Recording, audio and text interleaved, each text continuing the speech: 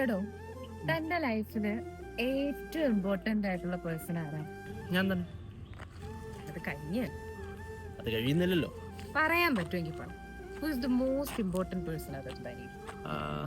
I would say my sister.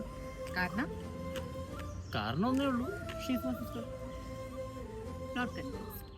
എടോ അതെന്താന്ന് വെച്ചാ നമ്മുടെ ലൈഫിൽ ഒരു സ്റ്റേജ് ആകുമ്പോൾ നമ്മുടെ അച്ഛനും അമ്മയൊക്കെ നമ്മളെ വിട്ടു പോകും. പിന്നെ നമ്മുടെ ഫ്യൂച്ചർ പാർട്ട്ണർ അവരും ലൈഫിൻ്റെ ഒരു പകുതിക്ക് വെച്ചല്ലേ കയറി വരിക നമ്മുടെ ജീവിതത്തിൽ. പക്ഷേ നമ്മുടെ സിബ്ലിങ്സ് അങ്ങനെയല്ല.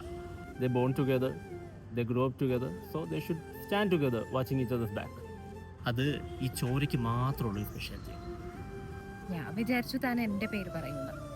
നമ്മുടെ കല്യാണം കഴിഞ്ഞിട്ടായിരുന്നെങ്കിൽ ഞാൻ ഒരു പക്ഷേ നിന്റെ പേര് പറഞ്ഞേ. കല്യാണം കഴിഞ്ഞ പ്രയോറിറ്റീസ് ഒക്കെ അങ്ങനെ പെട്ടെന്ന് മാറുമോ? എനിക്ക് മാറും.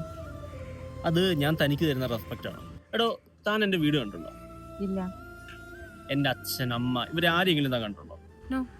പക്ഷെ അറിയാത്തൊരു വീട്ടിൽ എല്ലാം അഡ്ജസ്റ്റ് ചെയ്ത് ജീവിക്കാൻ തയ്യാറായിട്ടല്ലേ ഓരോ പെണ്ണും കല്യാണം കഴിഞ്ഞ് ഭർത്താവിൻ്റെ വീട്ടിലേക്ക് വരുന്നത്. ആ വിശ്വാസത്തിനാണ് ഞാൻ മുമ്പേ പറഞ്ഞ റെസ്പെക്റ്റ്. നമ്മെ നമ്പി വന്നവങ്ങളെ നാം അതാ കാപ്പാത്തണം കേട്ടോ. താൻ കാപ്പാത്തുവോ? അതെന്റെ മൂടുപോലിരിക്കും.